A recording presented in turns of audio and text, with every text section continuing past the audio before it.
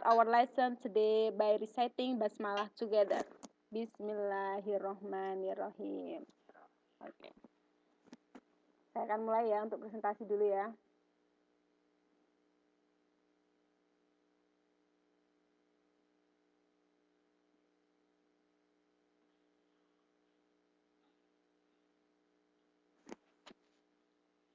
Mbak Eni baru pulang. Oh iya, enggak apa-apa, bisa gabung.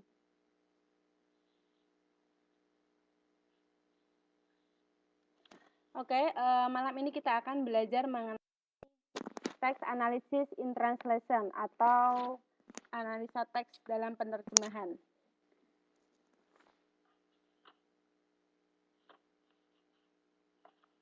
Semuanya sudah memegang buku masing-masing ya.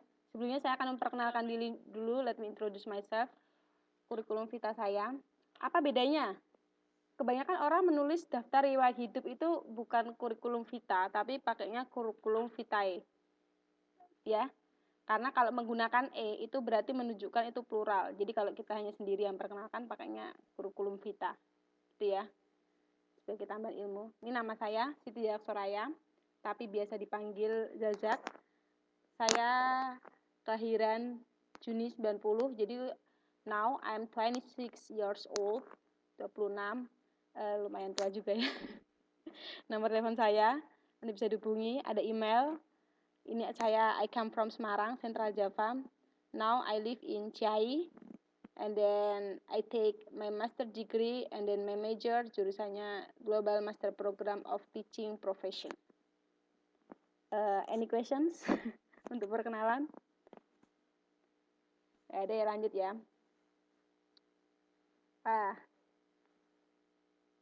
Nah, selanjutnya, di semester ini saya sebagai tutor konsultasi. Apa bedanya tutor konsultasi sama tutor umum? Kalau tutor umum itu ada minimal pertemuan itu TTM-nya 8 kali, ada yang online dan offline. Tapi karena saya sebagai tutor konsultasi tidak perlu untuk bertemu secara online, jadi hanya offline saja. Karena ini memang udah semester atas, saya kemarin juga menanyakan sama pihak Bapel, jadi diharapkan mahasiswa untuk semester 6 ini aktif dan mandiri. Nah, tutor konsultasi ini saya lebih bisa fleksibel. Jadi kalau ada pertanyaan apapun, teman-teman semua, saya manggil teman-teman aja ya, teman-teman semua bisa menanyakan ke saya, bisa diketik, atau kalau misalnya mungkin capek ngetik, bisa direkam aja, direkam terus kirim ke saya. Karena kan kadang kita kalau ngetik sama ngomong itu kan beda ya. Nggak apa-apa, kalau mau direkam, langsung dikirim voice note-nya, saya juga bisa jawab, malah lebih enak gitu. Miss, maaf ya memotong. Kalau bisa meneranginya pelan-pelan ya. Oh iya, maaf. Ini mohon maaf. Oh iya, nggak apa. Iya, terima kasih atas masukannya. Iya. Mohon maaf. Iya. Nggak ada apa-apa. Iya, nggak apa. Iya, masalahnya karena ini tidak ada yang suaranya saya sendiri, jadi berasa kayak ngobrol sendiri. Saya minta maaf. Ya. Nah, kemarin kesepakatan dari Facebook ada pertemuan 3 hari dalam seminggu. Senin malam, kemudian Rabu malam, dan Jumat malam. Tapi saya mohon maaf, mungkin saya tidak harus selalu seminggu 3 kali. Terutama kalau yang Rabu malam, karena saya Kamisnya ada kuliah pagi dan kuliahnya itu cukup berat dan selalu presentasi. Jadi mungkin nanti Rabu malam bisa jadi ada kelas, atau bisa jadi tidak ada kelas off. Tapi Senin malam dan Jumat malam insya Allah ada kelas. Tapi yang untuk Rabu malam itu kalau pas saya ada presentasi, saya mohon izin untuk tidak ada kelas. Tapi kalau pas saya tidak ada presentasi, nanti bisa saya kabarin 1 hari sebelumnya. Gimana? Setuju? Oke. Ada yang mau ditanyakan dari tutor ini? Jadi di sini saya sebagai tutor konsultasi yang bisa memberikan konsultasi kepada teman-teman kalau ada pertanyaan apapun itu dengan waktunya yang fleksibel, bisa kapan aja. Kalau toh saya belum balas, mohon untuk dimengerti karena saya juga belajar di sini. Tapi pasti insya Allah pasti akan saya balas gitu. Dan nanti gimana?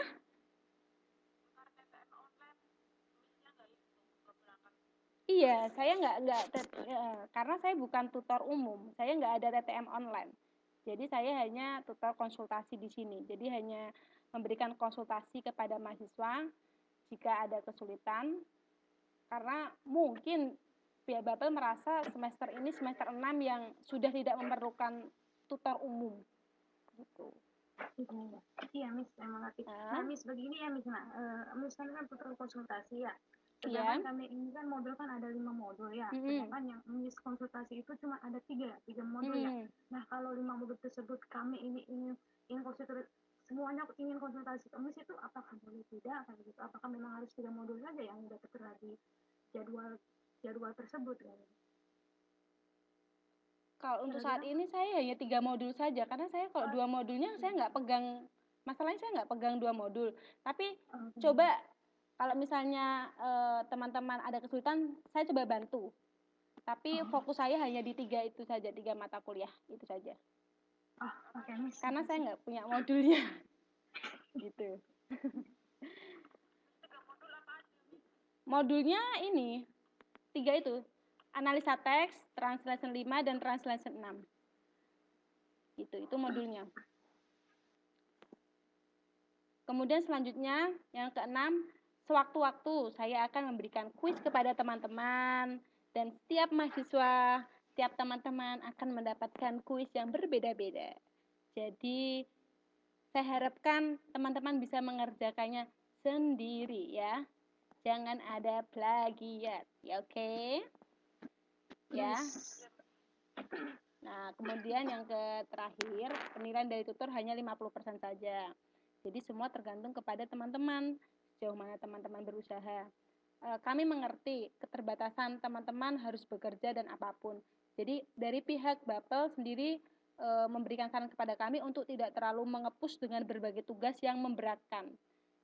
Jadi kami tidak akan memberikan tugas yang sangat memberatkan. Jika dirasa tugas itu memberatkan, tolong saya sendiri ditegur gitu loh ya. Saya orang yang siap untuk menerima kritik dan saran. Jadi tidak masalah. Di sini kita sebagai teman aja. Kalau saya hubungannya terlalu formal banget juga saya agak gimana gitu. Karena di sini kebanyakan orangnya lebih tua dari saya gitu aja ya. Ada yang mau ditanyakan dari ini? Pada intinya adalah 3 kali dalam seminggu, tapi untuk yang Rabu malam nanti fleksibel. Saya akan beritahu kalau saya bisa, saya beritahu, kalau tidak juga saya beritahu juga. Itu ya. Konsultasinya bisa via media online, bisa line nanti kalau mau add line saya ada di Facebook, mau via Messenger juga boleh, via WhatsApp boleh, tapi WhatsApp saya pakai nomor Indonesia. Pokoknya saya terbuka lah untuk membantu teman-teman di sini. Saya bukan orang yang paling pintar di sini ya. Saya membantu teman-teman lah intinya. Oke, kita lanjut ya. Mbak Linda bisa mengikuti ya? Kelihatan ya, Mbak? Oke. Enggak terlalu kelihatan ya? Oh, kecil banget ya? Oke, saya minta maaf ya. Ya. Sebelum kita lanjut, kita nonton video bentar ya. Kemarin udah sempat pada nonton belum? Biar semangat. Oke. ความฝันของฉันเริ่มต้นจากถั่วงอก มืออะไรจู้ ทำไมถั่วงอกร้านนั้นขายดีจังเลยอ่ะแม่ ก็น่าจะร้านมีอยู่ร้านเดียวนี่ งั้นเรามาปลูกถั่วงอกขายกันดีไหม ก็ลองดู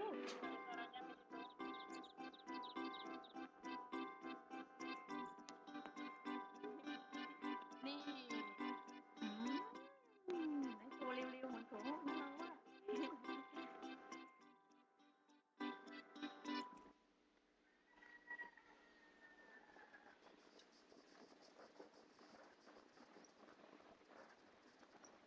ไม่เป็นไร ลองปลูกใหม่ดู การปลูกถั่วงอก แม่จบแค่ป .4 มีความรู้แค่พออ่านออกเขียนได้ แต่แม่ชอบที่จะแก้ปัญหา จะได้ผลลัพธ์ ก็ลองดู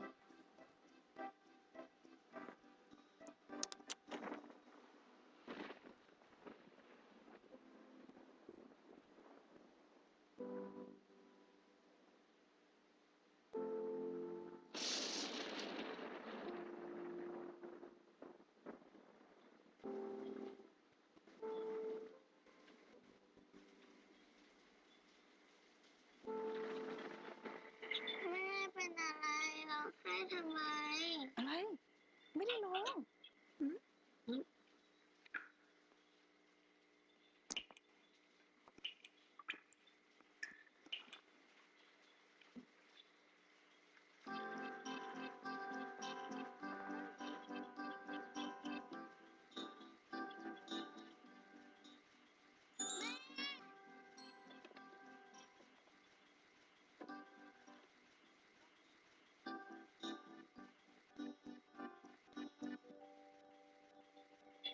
เอาแล้วนะ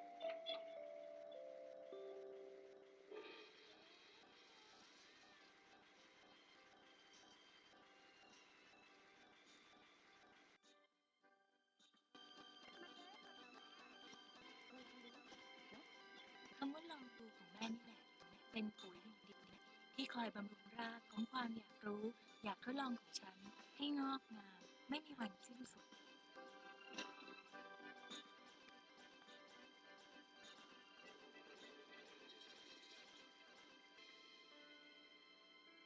ลองมาปลูกอย่างอื่นดูไหม กำลังดู ดร.เนตรนภา แซ่หลีได้รับทุนจากโครงการสารรักจนจบปริญญาตรี ปัจจุบันทำวิจัยอยู่ที่ประเทศสวีเดน แรงบันดาลใจจากครอบครัวสร้างการเรียนรู้ที่ไม่รู้จบ สารรักจาก AIS. Oke. Ini sedikit video motivasi dari teman-teman dengan segala keterbatasan. Semoga kita bisa tetap semangat. We can try, oke? Kalau kita tidak bisa, kita sugestikan dalam diri. We can try. Kita coba, ya coba dulu gitu ya. Oke? Ada yang mau memberikan komentar tentang videonya tadi? Salah satu? Mungkin Kok nggak ada video yang jalan, Miss? Hah? Nggak ada? Nggak kelihatan? Nggak ada. Oh, Video tuh dari tadi terus. oh, Tadi cuman itu Halo, aja. Miss, oh gitu dengar gitu. suara Rina nggak? Oh iya dengar Mbak Arina dengar saya dengar suara Mbak. Udah masuk. Oke. Oh videonya keputar. Aduh, ya udahlah. Nggak ada, Miss. Ya udah, saya minta maaf. Tapi di sini keputar. Ya udah, berarti hanya Mbak Linda yang mendengar, yang melihat videonya ya. Karena Mbak Linda via Skype. Oke, saya lanjutin aja. Oke. Nih, tadi dari videonya tadi ya. Videonya saya attach, nanti bisa lihat sendiri via YouTube ya. You will never be brave if you don't get hurt. You will never learn if you don't make mistakes. And you'll never be successful if you don't encounter failure. Oke. Jadi sugestikan sama diri kita untuk be brave, be successful, and always learning. Learning by doing. Oke.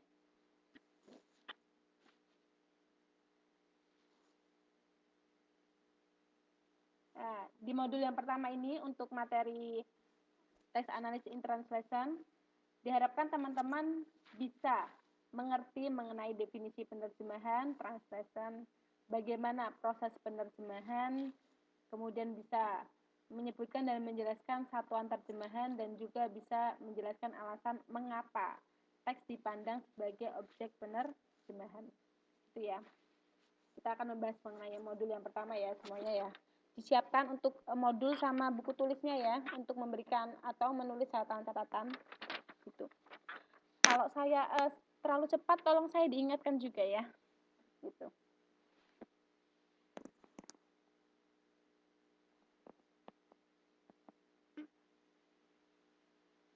Mengapa penerjemahan itu penting?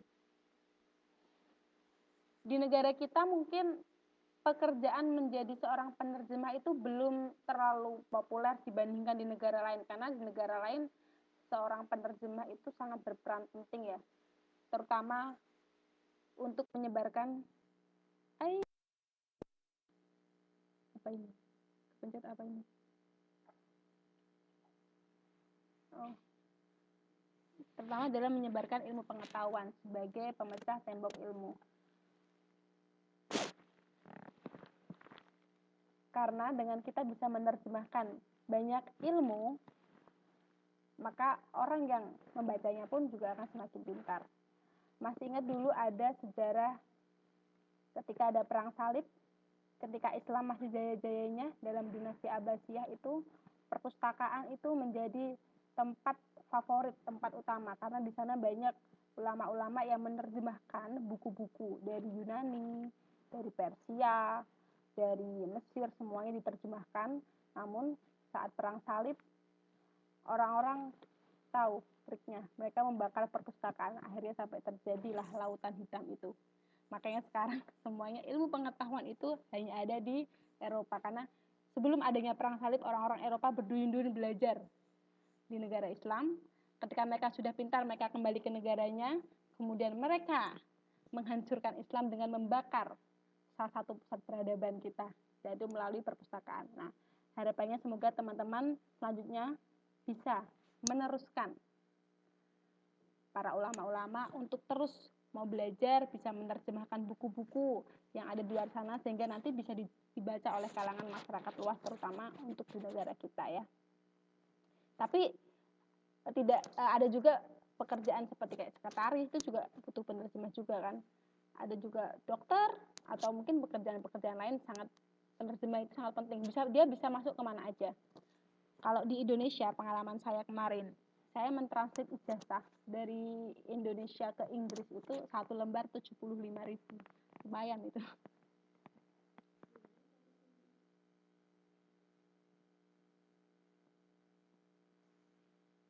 Gimana Bu Rini? Tiba-tiba sepi suara kalian kencang. Halo? Semua bisa mendengar suara saya? Yang di Skype?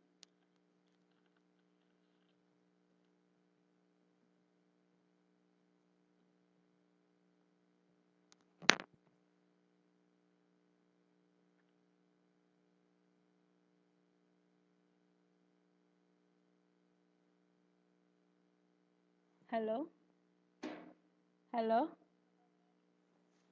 Bukan yang di Skype? Bisa mendengar suara saya? Halo?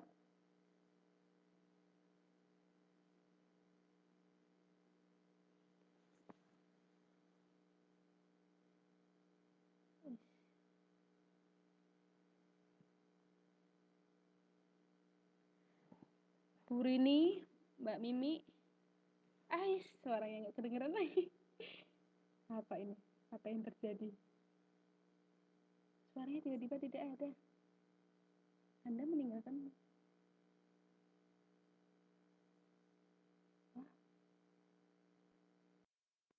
Oke, halo. Kembali. Maafkan saya. Pencet. Kita semester 6 kan ya? Iya, semester 6. Iya. Semester 6. Oh iya. Berarti semester depan kita udah itu ya, udah nyusun skripsi ya? Iya, Karil. Iya, Karil. Bisa kita lanjutkan ya, teman-teman? Ada dosennya enggak? Ada dosennya teman-teman. Ada dosennya. Ini Miss ya? Iya. Udah masuk. Iya, saya udah masuk. Udah kembali. Maaf ya. Jadi ini saya lanjutkan ya. Penerjemahan itu sangat penting ya.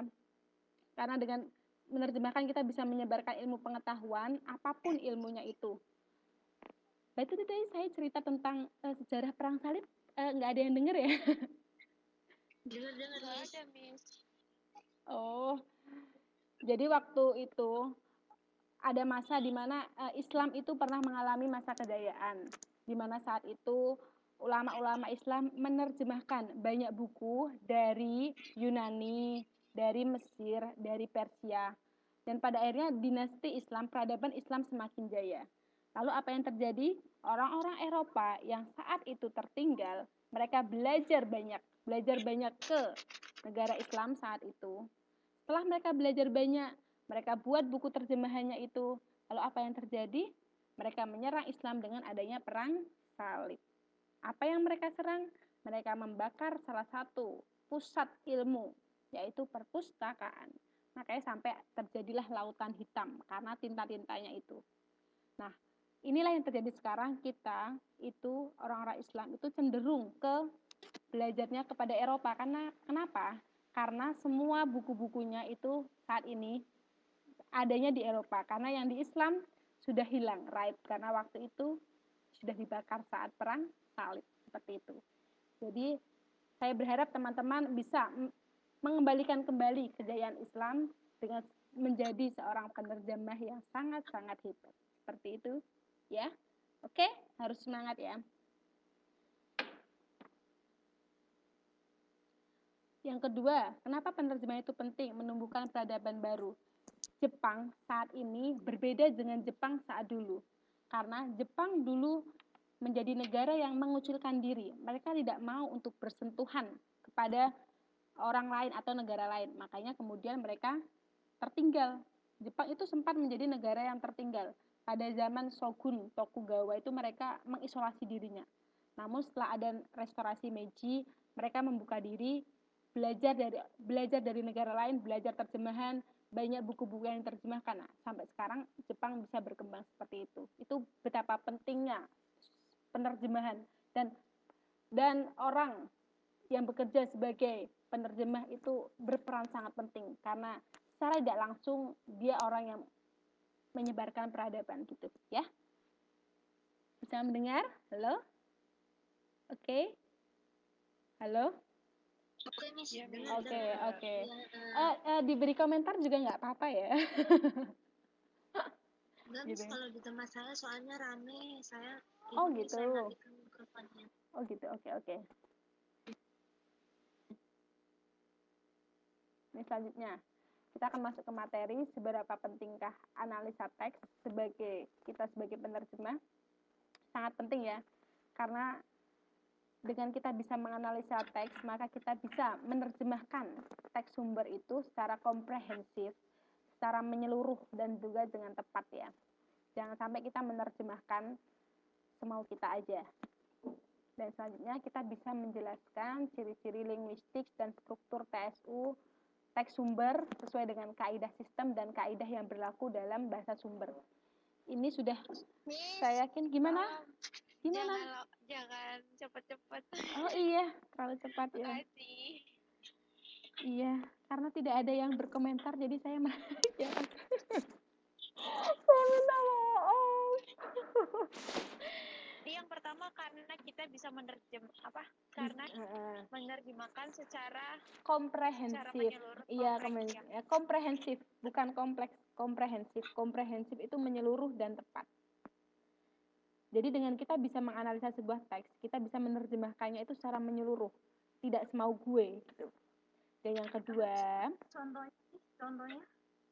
Artinya kita kalau menerjemahkan teks, kan teks itu terdiri dari banyak banyak aplikasi. Kalau kita hanya mengandalkan aplikasi, itu juga belum tentu aplikasi itu benar 100% karena aplikasi itu juga buatan manusia. Iya. Di situ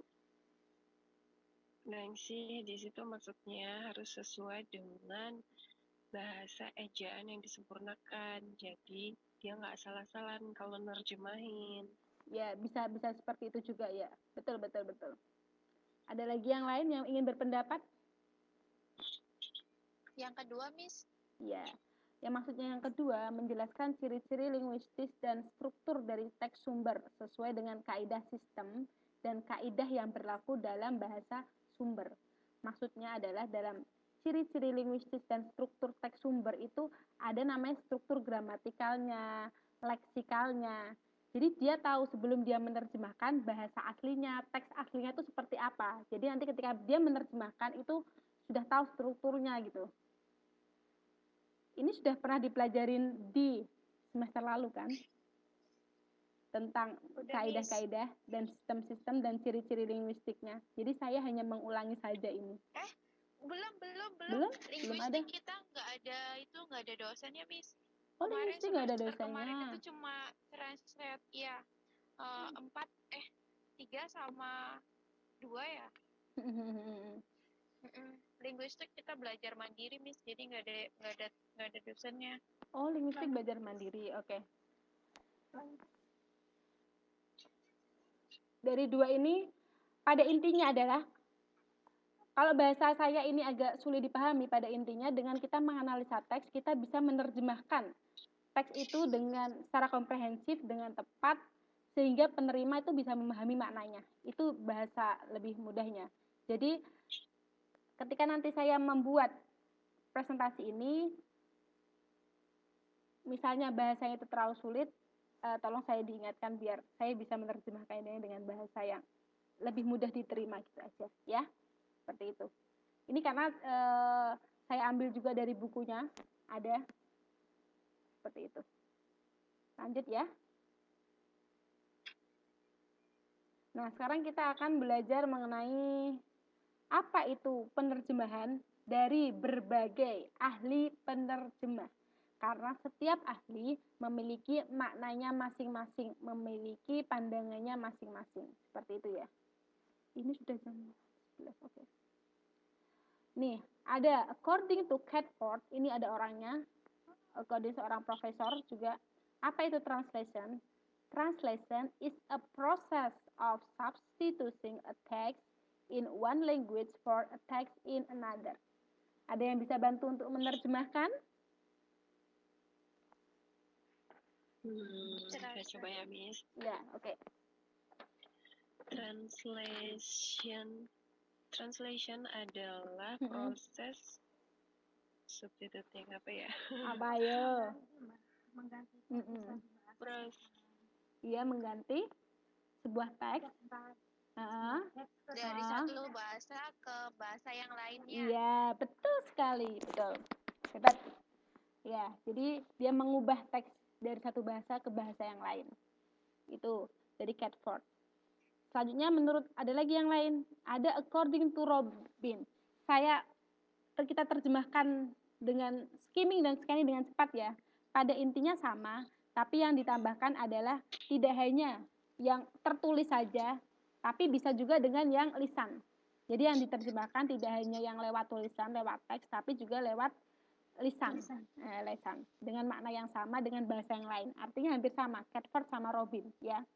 Kalau Catford dia tidak menjelaskan apakah itu mostly ketulis, karena ada kata-kata teks, jadi dia ketertulis. Tapi kalau Robin dia memberikan tambahan lewat ucapan gitu.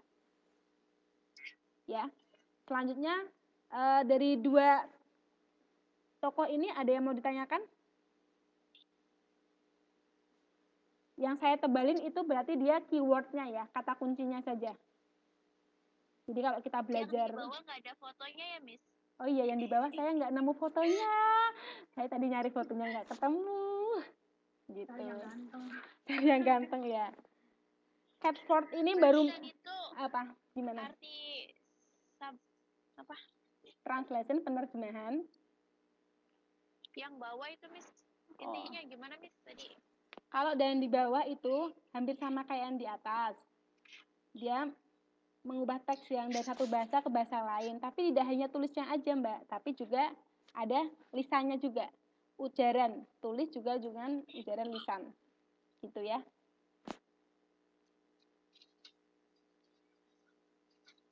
Begitu. Selanjutnya ya. Ini ada menurut Larson. Sorry. Kayaknya kecepatan deh. Sebentar. Sebelumnya ada menurut. Oke, menurut Larson. Kalau menurut Larson, bentuk dari source language, jadi dari bahasa sumber digantikan ke dalam bahasa target. Betul, atau bahasa sasaran. Betul. Itu menurut Larson. Ini ada baganya ya, semoga baganya kelihatan ya, agak terlalu kelihatan ya. Jadi dari bahasa sumbernya, teksnya itu diterjemahkan, kemudian ditemukan artinya dulu, ketemu arti, dia ekspresikan kembali artinya baru. Dia berikan sama si penerima bahasanya itu. Dari bahasa sumbernya diterjemahkan, ketemu arti, kemudian diterimakan kepada reseptor language atau kepada penerima bahasa. Seperti itu. Itu menurut Larson. Nah, ini menurut siapa? Ini ada yang tahu siapa dia? Bagus. Siapa tuh? Mbahnya siapa tuh? Akong itu. Akong, bukan Akong ini. Ini namanya Peter Newmark. Nah, Peter Newmark dia ada dua ini ya artinya. It is rendering the meaning of a text into another language in the way that the author intended the text. Translation is a craft. Nah, dia menganggap penerjemahan itu kuncinya ini, keterampilan. Jadi sejauh mana seorang penerjemah itu bisa, ibarat goreng kerupuk itu bisa kriuk-kriuk, bisa renyah. Jadi bisa menerjemahkan teks itu kalau untuk dibaca itu ringan gitu. Dan tepat. Sama ya, Miss. Intinya sama gitu ya. Iya, tapi kalau di Peter Newmark itu ada kecenderungan tergantung siapa penulisnya. Jadi kalau penulisnya mungkin dia seorang sosiolog, dia akan cenderung ke teori-teorinya si sosiolog. Jadi kalau di Peter Newmark ada ini, author intended, dan kepada meaningnya, author intended nih. Tergantung pengarangnya itu. Nah, tergantung pengarangan itu, jatuhnya nanti bisa jadi ada pergeseran makna. Ya, kalau pengarangnya itu sesuai dengan teori-teori dan lainnya. Tapi kalau kalau penerjemahnya itu tiba-tiba sesuai keinginannya sendiri, nah itu yang sering menjadi masalah dalam penerjemahan ya. Karena kita menerjemahkan itu belum tentu kita objektif kan. Mesti kan cenderung subjektivitas kita ya. Maksudnya, aku cenderungnya ke apa ya, terserah aku menerjemahnya gitu.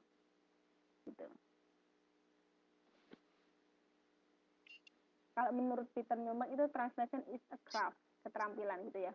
Ini hanya teori-teori saja. Nanti better kita lebih sering praktek aja ya.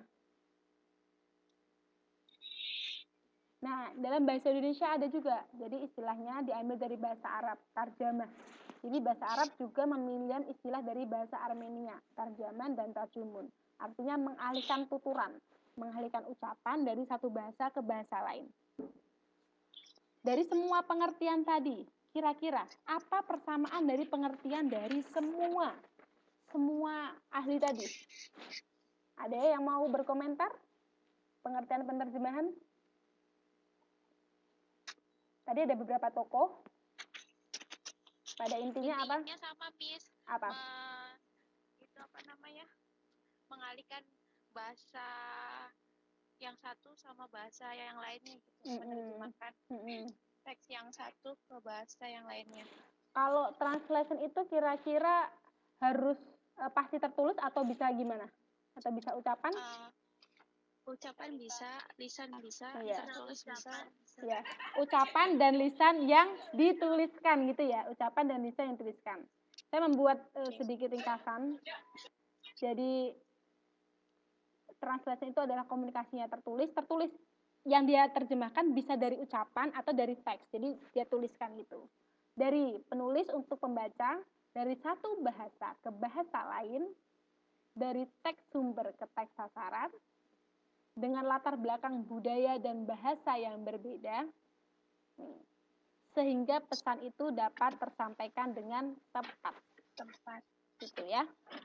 Jadi apa itu penerjemahan? Komunikasi tertulis dari penulis kepada pembaca, dari satu bahasa ke bahasa lain, dari satu teks sumber ke teks sasaran, dengan latar belakang budaya dan bahasa yang berbeda sehingga pesannya bisa tersampaikan dengan tepat gitu ya. Selanjutnya kita akan masuk ke dari sini, dari pengertian penerjemahan ada yang mau ditanyakan dulu? Nggak ada? Itu, Miss, yang latar belakang budaya dan bahasa yang berbeda. Oke. Itu maksudnya gimana, Miss?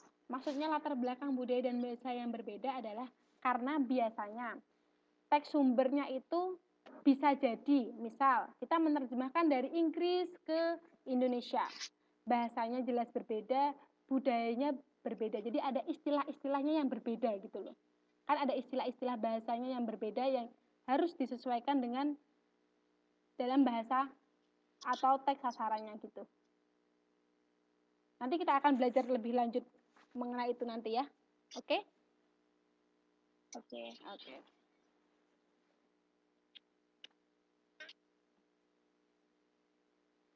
Selanjutnya ada 4 tahapan penerjemahan menurut Newmark, Peter Newmark tadi yang pertama ada textual level, ada tataran teks sumber, ada referensial level, tataran referensi, ada cohesive level, ada namanya level of naturalness, tataran kewajaran. 4 tahapan penerjemahan menurut Newmark nanti akan saya bahas satu persatu. Nah, sekarang yang ingin saya tanyakan, di antara 4 tahapan itu, mana level yang paling tinggi dan mana level yang paling rendah? Level yang paling tinggi kira-kira yang mana? Level yang paling tinggi itu kohesif itu. Oh, kohesif. Terus level yang paling rendah kira-kira yang mana? Yang level tataran teks sumber. Oh, tataran teks sumber. Oke. Next kita akan bahas selanjutnya ya. Yang lainnya tanyain, Miss. Yang lainnya gimana yang lainnya? Yang lainnya tanyain. Saya ini mau ngetik agak kesulitan karena ada di depannya ada handphone sambil ngelem.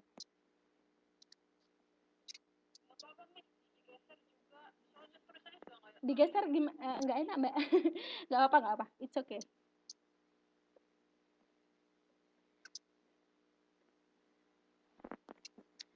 Gimana tadi yang lainnya? Gimana menurut Mbak Linda, tahapan teks mana yang paling tinggi? Mbak Linda yang via line yang paling tinggi yang mana, Mbak? Kelihatan, Mbak? Nggak kelihatan. Ini nggak deketin HP-nya. Yang paling tinggi yang mana? Yang tengah. Yang nomor berapa, Mbak? Itu Jontek. Tadi udah ngomong. Apa? Yang nomor berapa, Mbak, tadi? Nomor berapa tadi, Mbak Linda? Maaf, nggak denger. Nah, yang paling tinggi nomor berapa? Paling tinggi levelnya. Levelnya paling tinggi.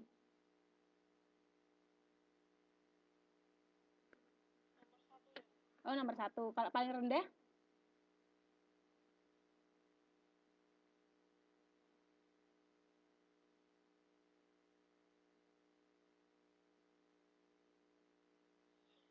Oke. Oh, yang paling bawah. Oke. Kalau katanya Mbak Linda, nomor 1 yang paling tinggi, nomor 4 yang paling rendah. Oke. Mari kita diskusikan selanjutnya. Apa yang terjadi? Ini semua sudah membaca buku sebelumnya apa? Sudah baca buku semuanya, teman-teman? Baru dibuka, Miss. Oh, baru dibuka. Oke, karena baru dibuka ya. Coba dibuka halaman. Coba dibuka yang 1.12 ya.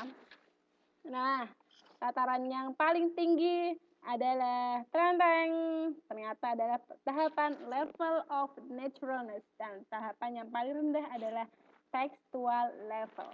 Jadi tadi yang nomor 4 adalah dia yang paling tinggi, dan nomor 1 dia adalah yang paling rendah. Ini adalah urutannya.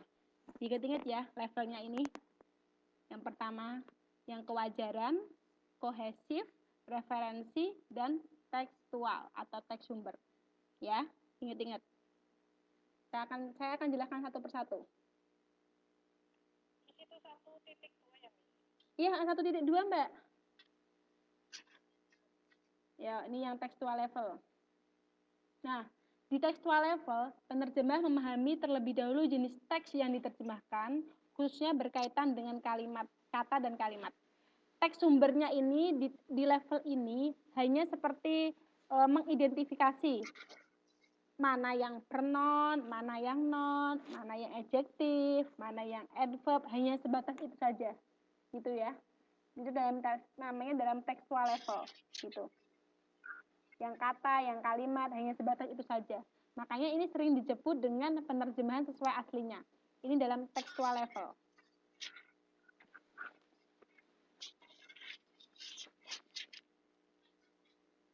Oh iya, Mbak, ini betul ya, Mbak. Oke. Selanjutnya ada referensial level. Nah, referensial level ini berhubungan dengan istilah dan terminologi. Jadi ada menghubungkan cerita dengan realitas. Nanti kita akan masuk langsung ke contohnya ya, biar lebih paham. Nah, di sini penerjemah membutuhkan tidak hanya kamus Eka bahasa, satu bahasa saja, tapi juga ada thesaurus. Jadi kalau boleh saya tanya sama teman-teman, punya kamus apa ya? Teman-teman punya kamus apa? ada yang punya kamus atau mengandalkan Google Translate? Ada, Miss. Kamusnya apa? Bahasa Indonesia, Inggris Indonesia. Pakainya apa? Namanya siapa pengarangnya? Aku udah dipakai. Oh, pakainya itu. Pakainya bagus apa kan? Hasan Sadili. Oh ya enggak apa-apa. Oh ya. Kalau boleh saya saran, kamus yang biasanya itu menjadi referensi sebagai waktu saya dulu mahasiswa ketika harus belajar bahasa Inggris adalah kamus yang tebal banget. Namanya kamus Hasan Sadili. Desi Anwar. Yang penerbitnya Gramedia itu, yang Hasan Sadili loh. Iya. Penerjemahnya itu Hasan Sadili. Penerjemahnya Hasan Sadili. Jadi kamus yang terbitannya di Gramedia yang besar itu sangat-sangat bagus dan sangat lengkap, dan itu jadi source sumber yang paling bagi saya dulu sangat itu kayak surganya surganya orang-orang bahasa Inggris. Hasan Sadili. Sadili. Nanti saya kapan-kapan. Iya betul. Iya betul. Iya. Tapi penerbitnya Gramedia. John Eccles. Ini Mbak Linda, kalau Mbak Linda bisa lewat line, Mbak Linda bisa ngelihat yang lewat line ini. Namanya John Eccles, oleh John Eccles, penerbitnya Hasan Sadili. Yang penerjemahnya Hasan Sadili, penerbitnya Gramedia. Ini kamus yang tebel banget dan itu jadi referensi sumber. Apa? Ini. Oh, dari samping. Ini, Mbak. Kelihatan nggak? Nggak terlalu blur ya? Kelihatan nggak? Aish, bentar. Kamus ya. Tapi kamus yang punya kita itu memang bukan Hasan. Penerbitnya Gramedia, penerjemahnya Hasan Sadili, pengarang aslinya namanya John Eccles. Ya. Itu sumber yang paling bagus, itu kamus yang paling lengkap. Kalau kamus yang masih 1000 miliar, 100 miliar, 1 juta, itu masih belum lengkap seperti itu. Kalau untuk ukuran sudah mahasiswa itu kamusnya John Eccles.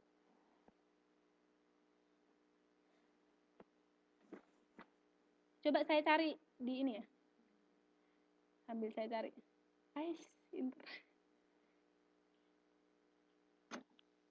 Google Chrome-nya. Saya dekat dengan Jakarta. Oh iya, Cintal. Kemarin aku beli yang TOEFL itu banyak banget, itu berapa harganya? Yang 100 lebih tuh. Di Gramedia. Ini bisa melihat saya buka Google nggak? No. Oh nggak bisa. Oke. Jadi nggak jadi saya buka berarti. Oh oke. Jadi itu kamus teman-teman ya, yang ibu-ibu yang belajar TOEFL juga harus semangat. Karena saya juga masih belajar TOEFL. Karena TOEFL itu kalau nggak dipelajarin itu lupa. Bahasa itu kebiasaan ya. Menerjemahkan itu juga sebuah kebiasaan ya. Kalau kita itu jarang-jarang menerjemahkan juga nanti lupa. Tapi kalau semakin sering kita menerjemahkan, itu kita juga semakin terlatih gitu. Ya. Itu lamping depannya biru apa hitam ya? Tergantung Mbak Linda, itu tergantung Mbaknya mau pakai Inggris Indonesia atau Indonesia Inggris.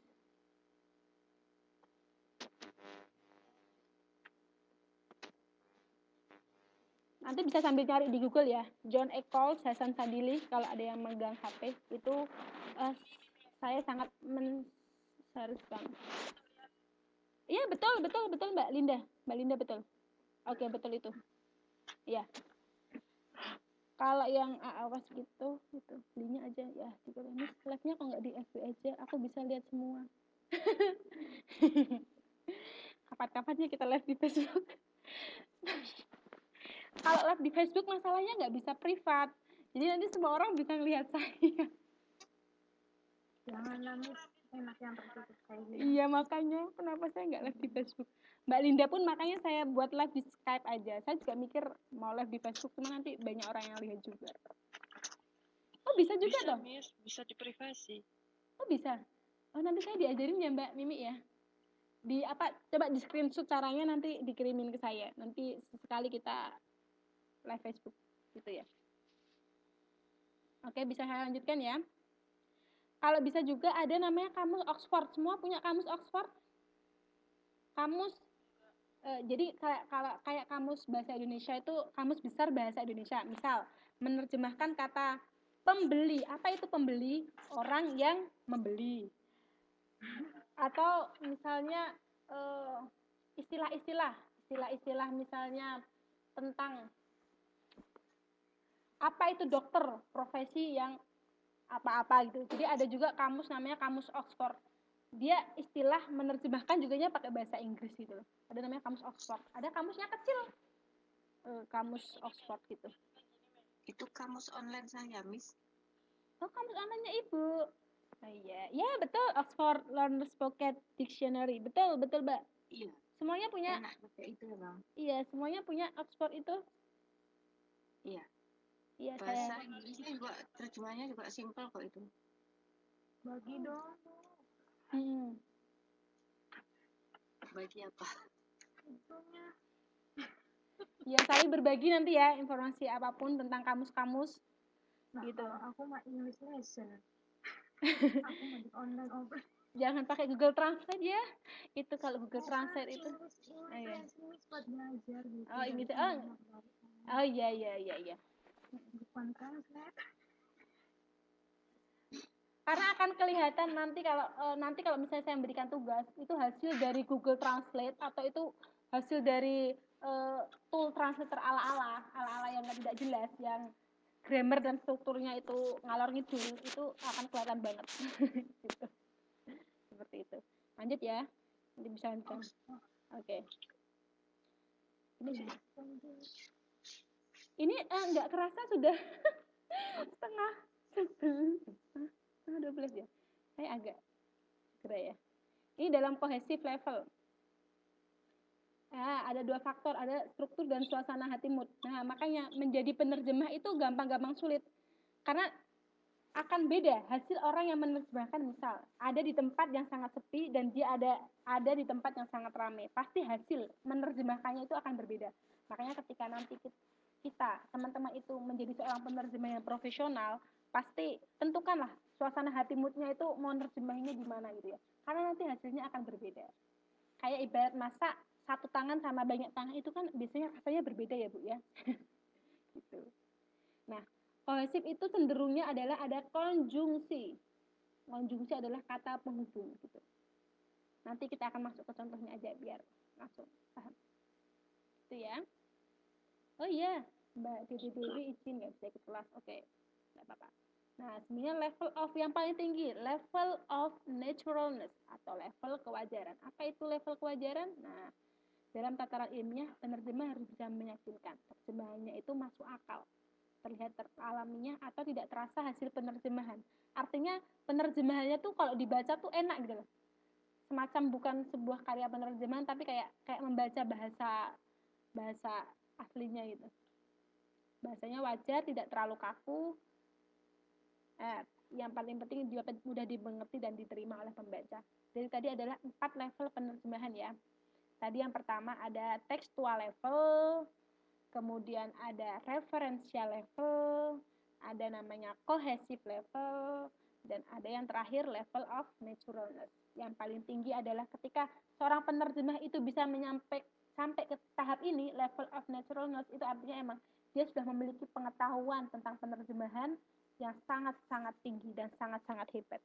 Tapi kalau mungkin dia masih baru teks sumber, menerjemahkan masih dari kata per kata, harus itu berarti dia harus mengupgrade ilmunya lagi biar semakin tinggi levelnya. Seperti itu ya. Kalau ini sudah tingkat profesional, udah level of naturalness. Nih, ada contoh. Contohnya bisa dilihat di halaman 1.14 yang bisa dibuka modulnya 1.14 ya. Itu ada contoh. kita akan preteli, kita akan breakdown. Ya. Oke. Let's analyze. Nih. Yang ada keterangan ada complex sentence, pronoun, phrasal verb, pronoun, itu berarti dia masih ada di dalam level apa, teman-teman? Level apa, teman-teman? Iya, betul. Betul, level tekstual. Nah, kemudian ada namanya tadi yang istilah-istilah termasuk level mana? Idiomatic expression. Tadi yang istilah-istilah termasuk level apa? Referensial. Iya, betul sekali Ibu, referensial. Selanjutnya, ini referensial yang kayak idiom-idiom. Selanjutnya yang cohesive level. Itu biasanya ada konjungsi, ada kata sambungnya. Ini ada sini ya. Nah, ada kata sambungnya di sini ya. Nah, kata sambungnya dia termasuk ke dalam cohesive level gitu. Dan kemudian ketika kita bisa mengartikan semuanya, berarti kita udah masuk ke level of naturalness gitu. Kita akan lanjut aja ya. Next.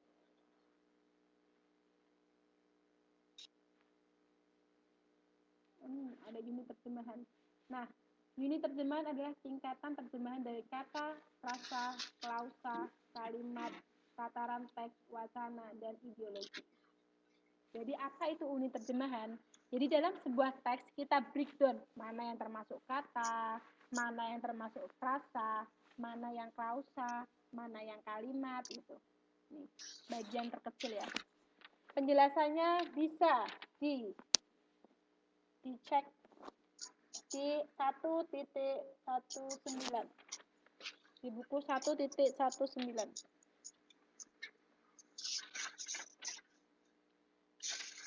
Apa itu unit terjemahan? Kita akan langsung ke contohnya. Contohnya saya tidak ngambil dari bukunya, tapi saya ngambil dari yang kita mulai yang mudah dulu. Saya ambil contoh dari Jakarta Post. Mengikuti KPU Jakarta holds report at 2 polling station. Jadi tentang KPU Jakarta yang akan melakukan pemilihan ulang lagi ya, pemilihan kedua ya. Tahu semua teman-teman kabar di negara kita? Kalau Jakarta harus pemilihan 2 kali lagi? Nggak tahu. Oh, nggak tahu. Aduh. Iya. Ya mungkin karena sibuk ya. Jadi kemarin sudah ada pemilihan 3 calon, kemudian 2 calon itu tidak mencapai 50%, kemudian voting lagi antara Ahok dan Anies Baswedan. Itu lagi hot-hotnya Bu di Jakarta terutama ya Bu. Lagi panas-panasnya. Nah, gimana Mbak Linda? Oh, gubernur rasa presiden, iya. Dan pilkada ini adalah pilkada yang agak kurang baik karena banyak orang yang saling bertengkar. Oke? Iya. Itu. Iya. Semoga kita di sini damai-damai aja. Ini ada saya nggak mencuplik artikel yang tidak banyak ya. Ini hanya ada 2 kalimat saja ya. Nah, kita sebagai penerjemah kita bisa memotong, maksudnya kita bisa membagi-bagi, itu kembali ke kita. Sejauh mana kemampuan kita untuk mau motong. Misal, kita memotong dari jejak KPU ini, KPU Jakarta Election ini sampai sini juga boleh kita potong, kita bagi termasuk mana, terus into polling station kita potong lagi, itu juga bisa. Gitu ya. Kita akan coba, saya breakdown. Nih. KPU Jakarta holds report, ini judul ya, dia termasuk dalam tataran klausa. Masih ingat apa itu klausa Ibu-Ibu? Klausa. Apa itu klausa? Anak kalimat ya? Iya, nggak apa. Oke. Klausa itu yang penting ada subjek, ada predikat. Ada subjek, ada predikat. Klausa yang bisa berdiri sendiri, artinya dia bisa diaktif, bisa dipasifkan, dia bisa juga disebut dengan kalimat ya. Klausa yang seperti ini bisa juga artinya bisa diaktifkan, bisa dibalik lagi. Misalnya, saya membaca buku dibaca saya. Itu meskipun sebuah klausa bisa juga dianggap sebagai kalimat. Gitu. Yang selanjutnya ini Jakarta election, KPU Jakarta is holding pre-votes into polling station.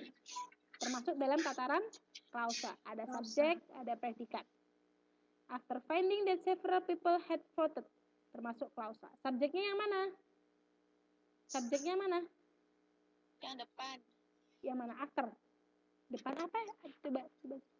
Aku nggak bisa lihat iya. slide-nya. Oh iya, several people. Betul. Ini subjek.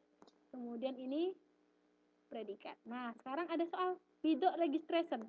Apakah itu termasuk tataran apa? Termasuk tataran apakah? Without registration? Termasuk dalam tataran apa?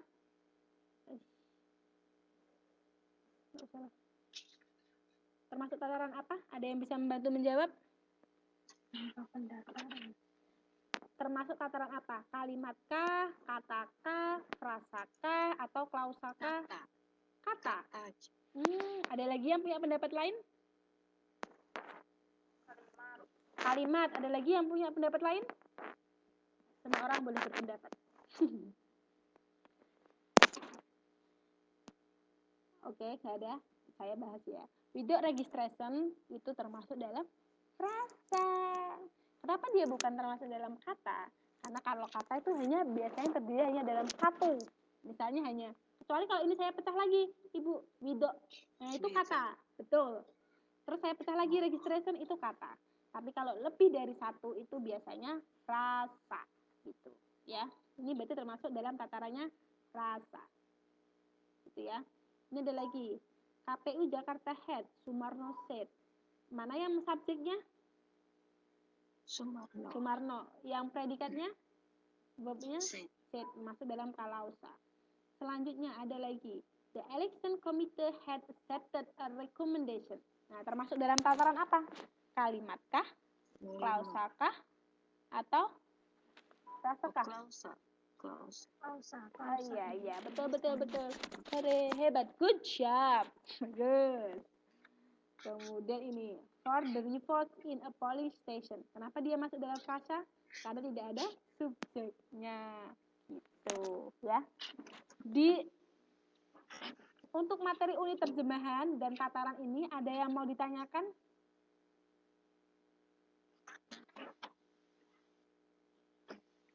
Sudah dipahami? Belajar lagi ini Miss identify ini. Oh iya, jadi saya ulangi sekali lagi ya. Enggak apa, saya ulangi lagi ya. Kalau kata itu adalah satuan bahasa yang paling kecil. Misalnya kayak door, kayak chair, jadi hanya satu, udah. Tapi kalau frasa itu biasanya gabungan dari lebih dari satu atau lebih dari dua. Dan tidak memiliki subjek plus predikat, itu frasa. Jadi ini meskipun banyak banget ini katanya 1, 2, 3, 4, 5, 6, 7, 8, 9, 10, 11 kata kan ini terdiri dari 11 kata. Tapi dia tidak punya subjek, tidak punya predikat termasuk dalam frasa. Kalau klausa minimal ada subjek dan ada predikat. Kemudian di atasnya klausa. Tidak boleh. Gimana? Tidak boleh lebih ya. Berarti tidak boleh lebih misalnya harus ada satu predikat sama subjek kayak gitu ya. Nah, yang mana Mbak? Klausa. Minimal. Minimal. Klausa juga kata kan, Miss? Bukan Mbak, klausa itu gabungan kata. Iya. Paling level paling rendah itu kata dulu. Kemudian frasa. Setelah frasa itu klausa. Nah, di atasnya klausa ada namanya kalimat. Kalimat itu bisa terdiri dari, yaitu ada anak kalimat atau induk kalimat yang biasanya tadi dibahas 2 klausa gitu. Jadi level paling rendah, saya ulangi lagi, ada kata, kemudian frasa, klausa, kalimat. Ya. Sentence. Iya, kalimat gitu ya. Oh iya gitu, sentence. Paham ya? Nanti saya ada PR tentang ini soalnya. Enggak. Oke, lanjut ya. Oke. Ada tingkatan. Ini maksudnya kalau kita semakin tahu banyak ilmu, biasanya tadi kan ini kan saya pisah-pisah sendiri. Bentar, kembali lagi ya. Ini kan saya pisah-pisah sendiri. Teman-teman bisa juga memisahnya nggak seperti saya juga boleh. Misalnya langsung dibuat satu kalimat, terus tatarannya namanya kalimat, itu boleh. Jadi ini tergantung si penerjemahnya, tergantung sejauh mana kemampuan penerjemahnya itu.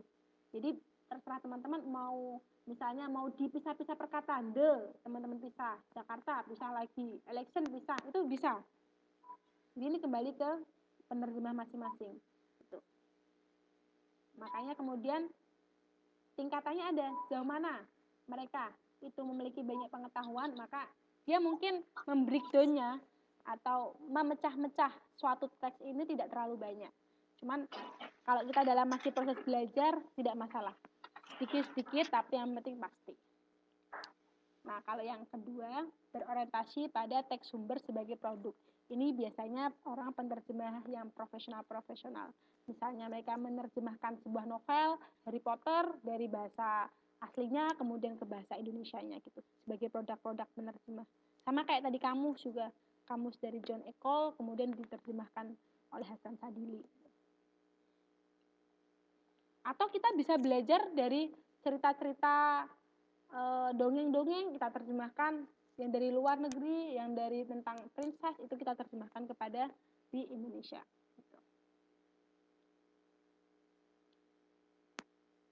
Selanjutnya, teks sebagai objek penerjemahan. Nih, 3 komponen utama dalam penerjemahan adalah yang pasti ketika kita menerjemahkan pasti butuh teks. Kalau nggak ada teks, kita mau menerjemahkan apa? Ya kan? Yang kedua adalah usersnya. Usernya adalah si penerjemahnya. Harus ada penerjemah. Karena kalau nggak ada penerjemah, lalu siapa yang menerjemahkan? Dan yang terakhir ada konteksnya. Tergantung konteksnya apa. Nanti di Translation 5 kita akan belajar tentang manajemen, tentang literature, tentang law and regulation. Nanti kita akan belajar itu. Jadi tergantung konteksnya. Tentang apa? Tentang hukumkah, tentang manajemenkah, tentang sastrakah, maka dia akan menerjemahkannya juga maknanya bisa jadi berbeda seperti itu. Tadi kalau ada yang menanyakan tadi latar belakang sama budaya yang berbeda, ini bisa termasuk gitu. Tergantung teks apa yang kita terjemahkan. Tentang filsafatkah, tentang kesehatankah, nanti akan berbeda-beda juga. Itu ya.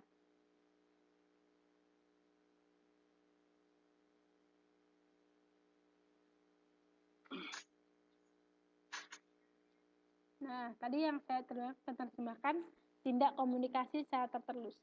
Jadi kalau mengalihbahasakan atau menerjemahkan bukan sekedar terjemahin kata per kata, tapi kita harus mempertimbangkan pembacanya dan juga konteksnya.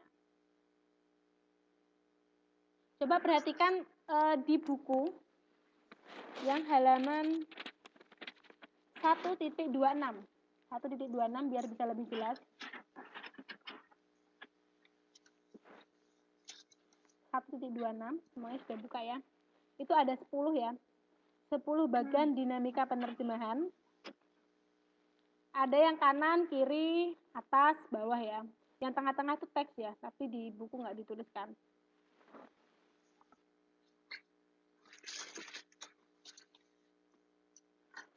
Untuk menerjemahkan tadi yang maksudnya sesuai konteks, nomor 1 sampai nomor 8 itu tergantung dengan bahasa dan budaya sumber sasaran ya.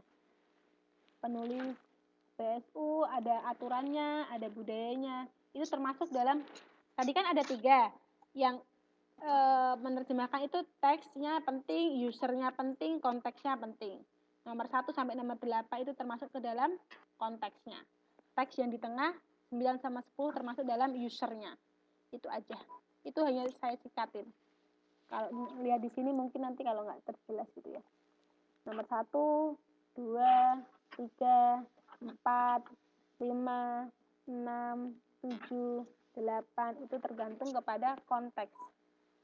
Nomor 9 dan nomor 10 itu kepada usernya gitu ya. Seperti itu.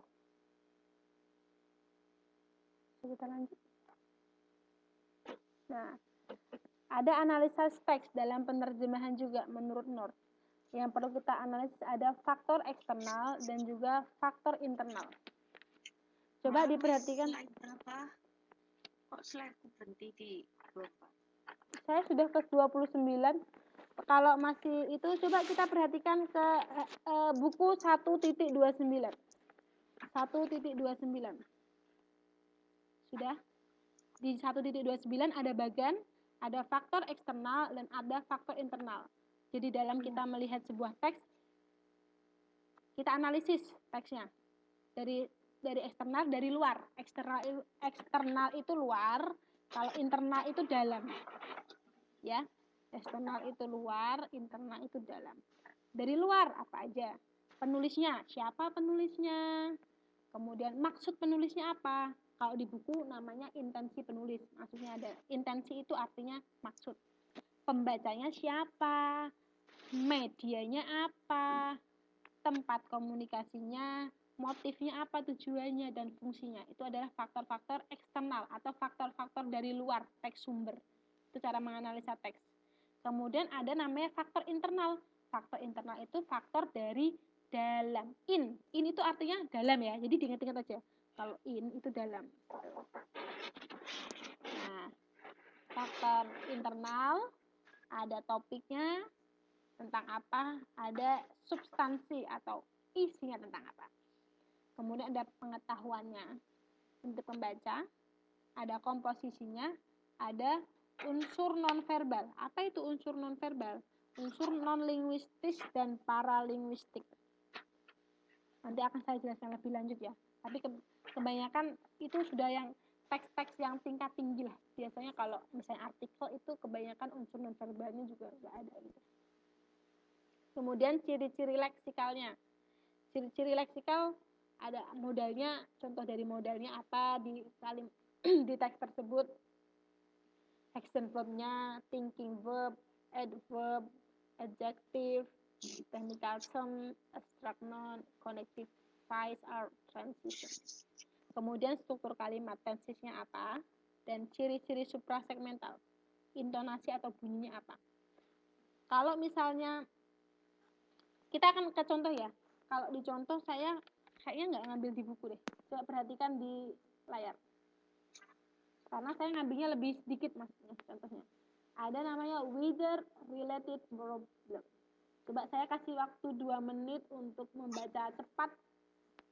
Ya, waktu 2 menit untuk baca cepat. Nanti kita analisis bersama-sama. Mbak Ida kelihatan oke lah Mbak, nggak kelihatan nggak apa-apa Mbak. Nggak kelihatan Mbak ini. Nggak kelihatan ya? Good morning. Yang kelihatan good morning. Oke lah.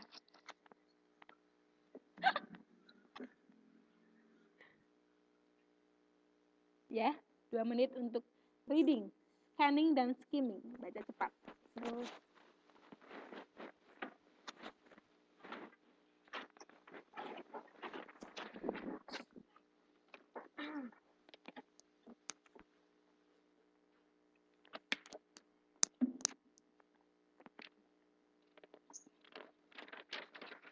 sudah dibaca?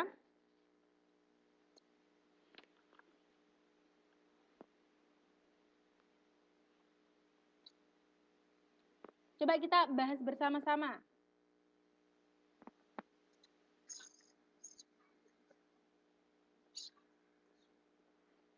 Siapa dari faktor eksternal ya, faktor dari luar. Siapa penulisnya? Penulisnya siapa itu? Penulisnya? Iya, betul. Ya. Adapted diambil. Ini adalah penulisnya, nature.com. Itu penulisnya. Maksud penulisnya ini tentang apa? Tentang cuaca. Oh iya, tentang cuaca. Tapi tidak hanya tentang cuaca. Ini adalah problem, berarti masalah.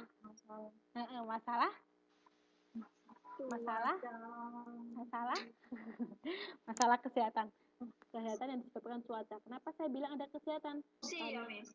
Gimana? Masalah karena di sini ada stroke, heart attack, ada bronkitis, ada flu. Masalah kesehatan yang disebabkan oleh cuaca. Polusi udara. Iya, di Eropa. Yang membaca siapa yang membaca ini? Kira-kira yang membaca siapa? Yang membaca? Yang membaca ini kira-kira siapa yang membaca ini? Baca Bu. Kita coba Miss. Kalau Ya, siapa yang membaca ini? Saya coba, Miss. Ya, gimana? Semua? Iya, semuanya. Atau masyarakat luas. Betul, Bu. Nah, medianya ini? Ragam bahasanya kira-kira apa ini? Lisan atau tulis? Tulis nih. Iya, tulis, betul. Tempat komunikasinya kira-kira apa? Karena ada netter.com, kira-kira dari media? Website. Ya, website atau online. Oke. Jawab aja online boleh.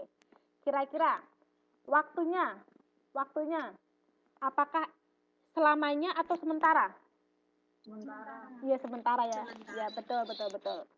Nah, motifnya apa? Orang menulis ini kira-kira? Untuk kebaikan bersama. Untuk kebaikan, iya. Ada masalah. Biar jalan solusi, Miss. Oh iya. Iya, tadi ada yang bilang. Ada penyebab. Oh iya. Iya. Saya not besar ya, not tebal ini ya, untuk mengkritisi pemerintah ya, agar bisa melindungi warganya dari kejahatan. Hebat semua. Fungsi teks ini apa? Tentang apa? Menjelaskan tentang apa tadi? Fungsinya? Tentang masalah cuaca. Iya, cuaca ekstrim yang ada di mana? Yang ada di Eropa. Betul. Wah, hebat. How? Saya di sini juga belajar Mandarin. How? Nih, saya juga udah nulis jawabannya dan betul semuanya. Oke, lanjut ya. Tadi faktor eksternal sudah, kita bahas ke faktor internal. Apa faktor internalnya? Ya. Topiknya tentang apa topiknya? Tadi tentang apa? Masalah cuaca. Cuaca, betul. Isinya, substansinya, topiknya cuaca. Kalau topik itu biasanya dia lebih sedikit ya kata-katanya, cuaca, simple. Isinya tadi tentang Cuaca. Iya, permasalahan kesehatan karena cuaca ekstrimnya itu ya. Gitu. Nah, pengetahuan pembaca tentang apa? Pengetahuan hampir sama kita dari isi. Ambil aja dari isi. Oh, ini tentang permasalahan kesehatan. Iya, betul. Tentang permasalahan kesehatan. Penyebab cuaca. Iya. Jadi banyak yang sakit. Iya, betul. Pengetahuan pembaca tentang permasalahan kesehatan akibat cuaca. Jadi kalau mau ngisi ke pengetahuan, ambil aja. Kata-katanya dari isi juga boleh terus dikembangkan dikit-dikit. Komposisi atau strukturnya. Struktur makro. Itu, Miss. Paragraf. Betul, paragraf. Ada paragraf kan itu? Terus ada apa lagi? Terus ada temanya. Tema, betul. Struktur mikronya. Kira-kira formal atau non formal ini? Ini formal. Formal. Betul sekali. Formal. Unsur non verbalnya ada gak? Gak ada ya? Gak ada betul. Karena emang bukan teks-teks yang tingkat tinggi, jadi non verbalnya gak ada. Nah, sekarang ciri leksikal itu kan agak banyak. Saya lewati dulu. Struktur kalimatnya, ini kalimatnya menggunakan tenses apa saja? Itu, Miss, present sama past tense. Betul. Simple present tense. Iya, nih. Sama past tense-nya. Iya, betul. Soalnya kan ini kan every year. Iya, betul. Simple. Iya, simple present tense dan simple past tense gitu. Masa lalu ya, betul. Selanjutnya, ciri-ciri leksikalnya belum ya, karena kan tadi banyak. Tadi udah betul ya. Ciri-ciri leksikalnya, modalnya apa? Di kalimat ini modalnya apa? Kata-kata modalnya apa? Modal itu extreme apa ya? Modal. Bukan, modal itu ada kata-kata gitu. Modal itu kata tentang apa, hayo? That itu tuh modal itu kata. Iya, betul Ibu. Can di mana? Can sama need. Iya. Can. Nah, betul. Can sama need. Need ada di mana? Nomor berapa? Diurutkan. Line berapa? Baris berapa? Need. Line berapa? Line-nya berapa? Baris ini ke ini nih, ke kedua. Ini can. Yang need-nya? Yang need, ya kan betul. Yang need? Need-nya kemana sih? Nggak ada need. Ada lah di bawah sendiri. Bukan bawah sendiri lah. yang land dari ini Miss Ana Miss. Oh iya, ini ya. Ini ya. Iya nih. Oh iya, nih. Ini bukan ngelihat dari downloadan saya yang sudah saya unduh ya. Selanjutnya, action verb-nya apa? Jadi kata kerja yang itu membuat sebuah tindakan. Mana sih ini give ini masa sih give? Give itu memberi ya. Iya, give. Give tindakan ya. Bisa give. Mana give? Line berapa give? Line itu Miss yang nomor 2 dari bawah. Nomor 2 dari bawah bisa ya. Oke. Sebetulnya thinking verb. Jadi dia kata kerja yang tidak harus beraksi. Oh. Bertindak. Think berpikir ya deh. Yang mana?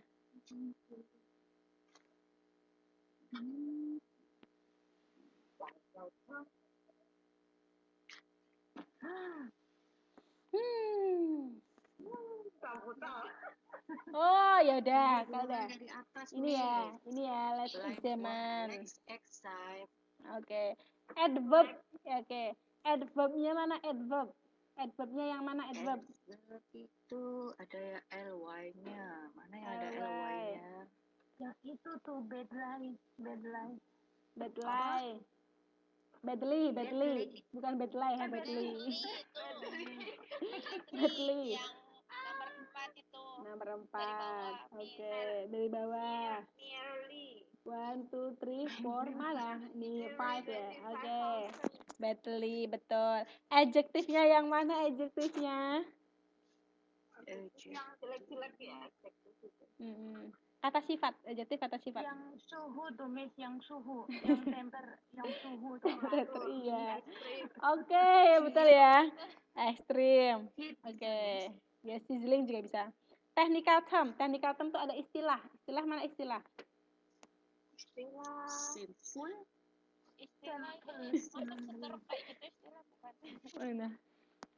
Mana istilahnya? Istilahnya ini lah. Misalnya kayak ini. Simple. Istilah. General sama abstrak noun. Kata kerja yang dia tidak berbentuk nyata, abstrak. Kata kerja, kata benda, noun kata benda. Kata benda yang abstrak, yang tidak nyata. Mana? Kata benda yang tidak nyata. Udara lah. Iya, udara apa lagi? Mana udara di situ?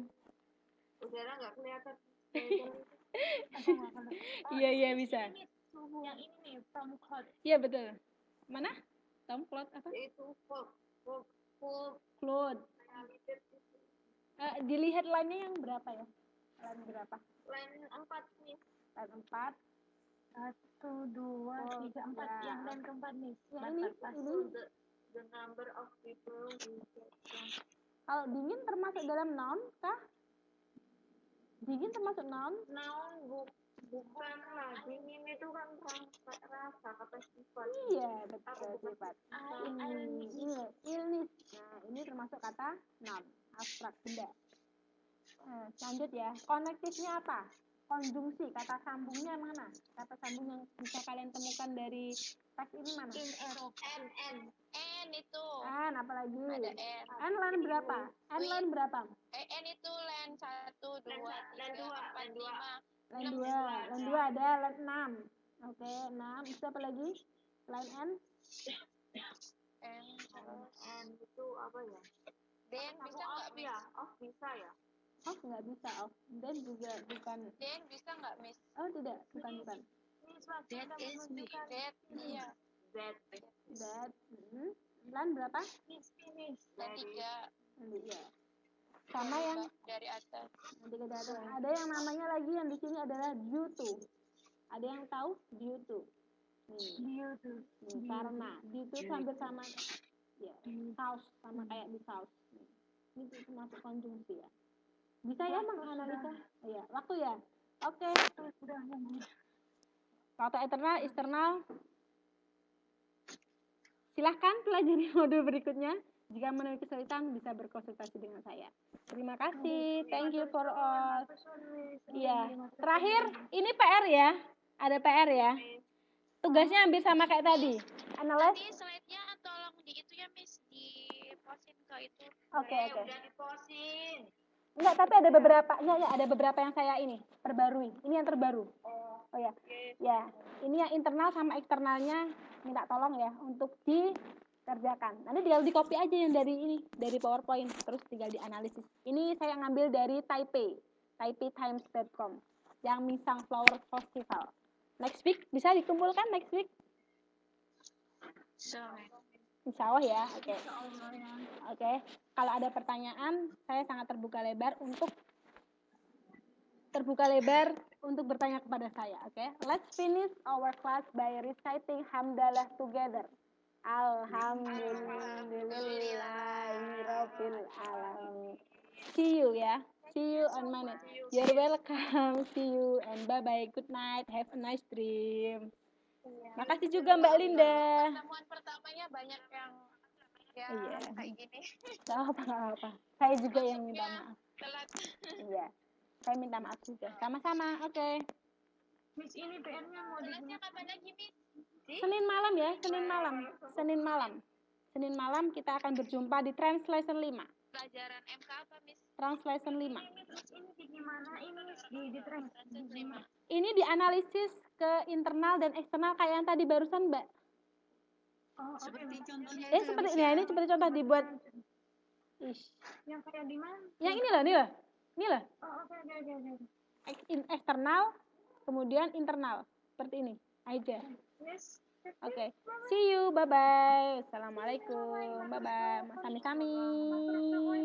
Ye, mboten napa-napa. Monggo pareng. Nggak punya receh. Oke deh ya. Saya sebetulnya mau muterin video biar refreshing, cuman ternyata nggak bisa diputer di sini. Saya minta maaf. Oke, di grup. Iya, soalnya video motivasi. Oke. Oke, thank you. You're welcome. See you. Bye-bye. Bye-bye.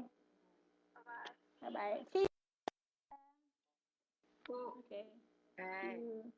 PR yang Mingsan